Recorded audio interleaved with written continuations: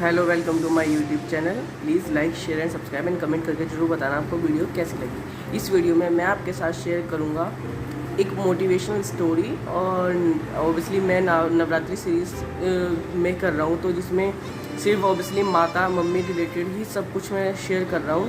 तो इसमें भी एक मम्मी रिलेटेड ही स्टोरी है, तो माँ रिलेटेड ही एक स्टोरी है।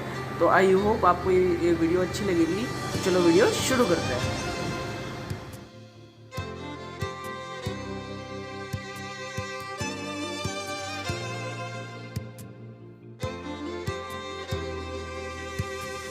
Hello, firstly wish you very very happy Navratri and जय माता दी टू ऑल।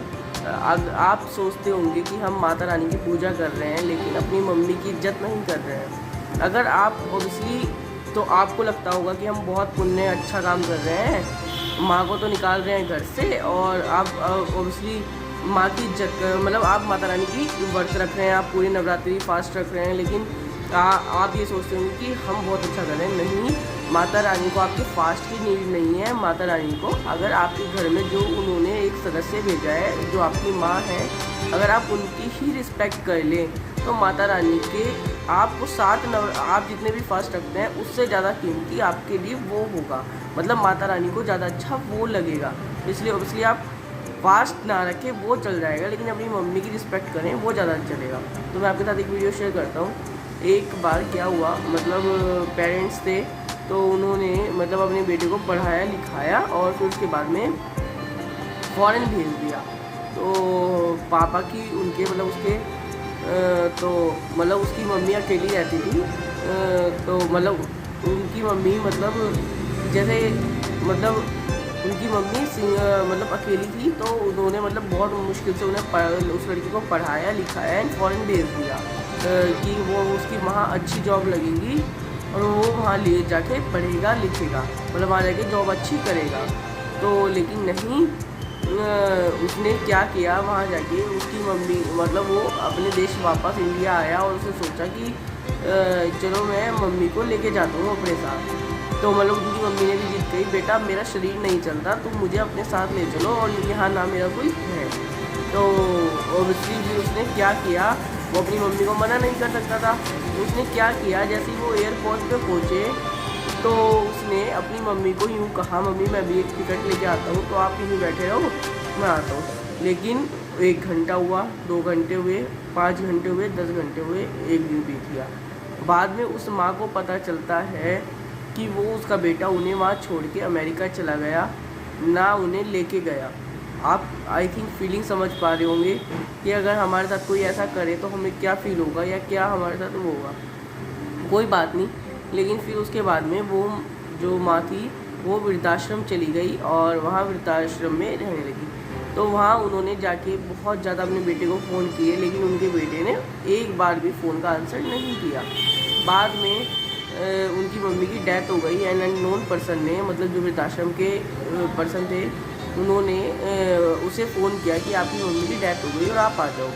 वो बंदा जब भी नहीं आया, लेकिन फिर उसके बाद में कभी उसकी मम्मी को मतलब उनकी मम्मी मतलब उन्होंने वो भी कॉल नहीं उठाया और वो नहीं। तो उसके बाद में फिर वे वहाँ गया, एक बार इंडिया आया तो उसे पता चला उसकी मम्मी वृद्धाश्रम में है। तो वो वृद्धाश्रम में गया और फिर वो ऐसे ऐसे बताया कि वे मेरी मम्मी थी। तो उन्होंने फिर ये सोचा कि वो मतलब उन्होंने मतलब ये किया कि वो जो मतलब वृद्धाश्रम की ऑनर थे या जो भी थे, तो उन्होंने उन्हें एक चिट्ठी दी जिसमें लिखा था कि बेटा तुमने मुझे स्टेशन पर प्लेटफॉर्म पे एयरपोर्ट पर छोड़ दिया, कोई बात नहीं, मुझे कोई बुरा नहीं लगा, क्योंकि मैंने अपना फ़र्ज़ हो सकता है अच्छी तरह ना निभाया हो।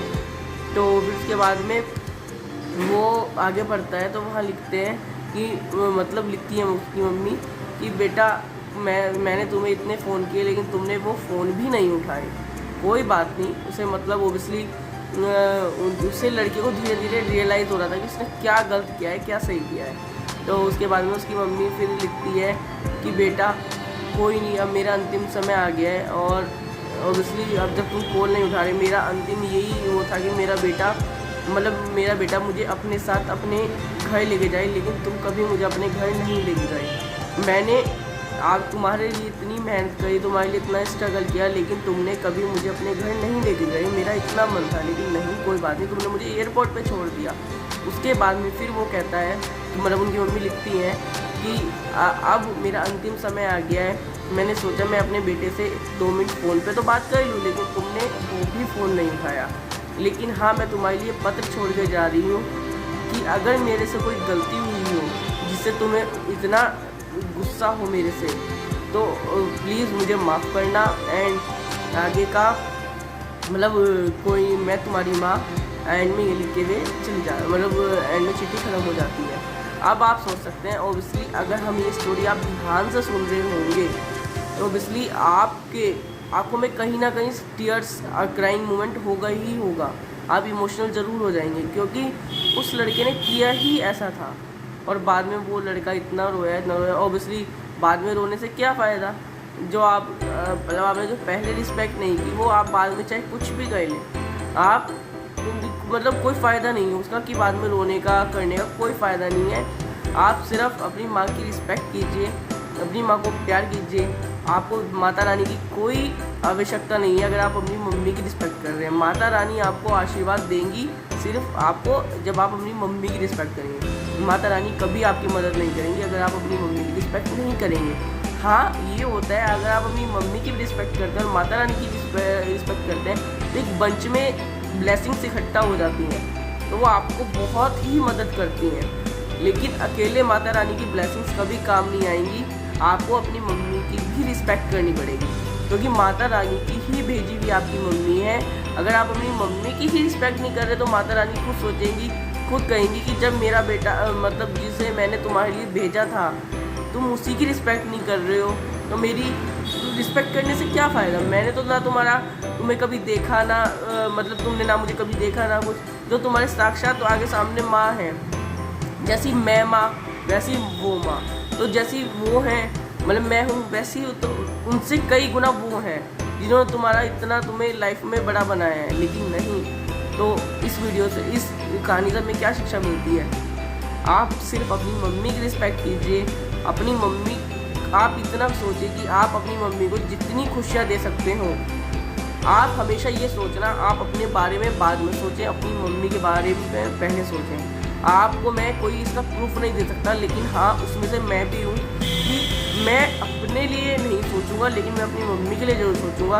ऑब्वियसली मुझे नहीं पता मेरी मम्मी को मेरा वो कैसा लगता है, लेकिन नहीं, मुझे पता है, मेरे मन को पता है कि मैं अच्छा ही कर रहा हूँ, अपनी मतलब उनके लिए अच्छा करता हूँ। लेकिन ऑब्वियसली कभी ना कभी मेरे से भी कुछ गलती हो जाती है, कभी ना कभी कुछ होता है, लेकिन उसे माता रानी माफ़ कर देती हैं।